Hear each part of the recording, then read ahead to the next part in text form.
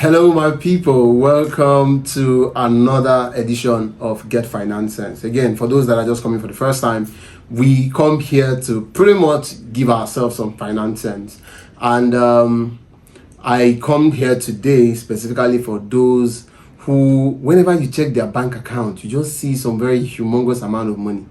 You see someone check his balance and maybe he wants to make a transaction and you just see balance of 1 point something million, 2 million, 3 million. Please, what the heck are you using it to do? Right? What are you trying to prove? Are you trying to show off? Because, like I said, 2026, we need to be very, very wise with how we spend money and how we use money. And I'll try to take us back to a little bit of theory, right? There are 3 reasons why we hold money. So number 1 is transactional reason. Second is speculative, and the other one is precautionary reason.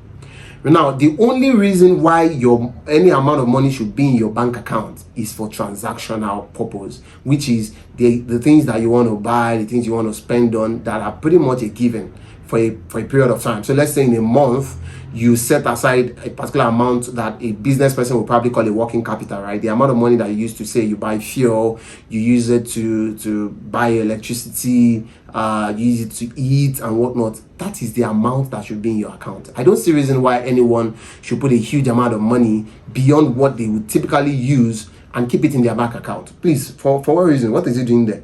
It is not yielding anything for you. In fact, you are not sweating that money. So that means that value of that money is eroding every single day.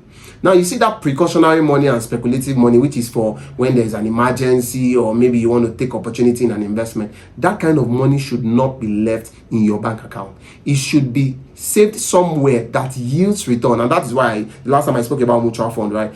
You can use mutual fund as an opportunity, as an avenue to do that. You can use stock, right? You can invest in equities in stock market, and that way your money is not just left idle, because any money that is left idle in your bank account is pretty much being eroded by inflation. Today we are saying inflation is around 15%. What it means is that in over a year period, your money must have lost about 15% of its value, and that is just me being hypothetical. It could be more than that.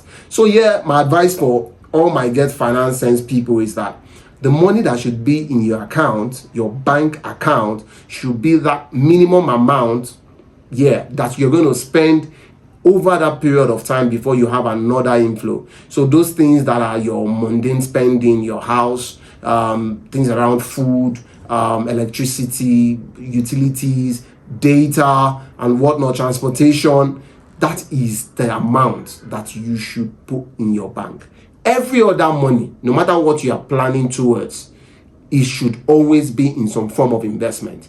If you are someone who that money is so precious to, you don't want anything to happen to that money, then you can avoid stocks and put that money in some form of fixed income instrument, a mutual fund preferably. But if it's huge, if it's more than it's a lot of money, you can use it to buy treasury bills, you can use it to buy bonds. That way you have preserved your capital at least to a point, right? Rather than leave all your money in the bank account. Again, Femi, stop keeping 1.5 million naira in your account when your monthly expense is not more than 300,000. It is not profitable.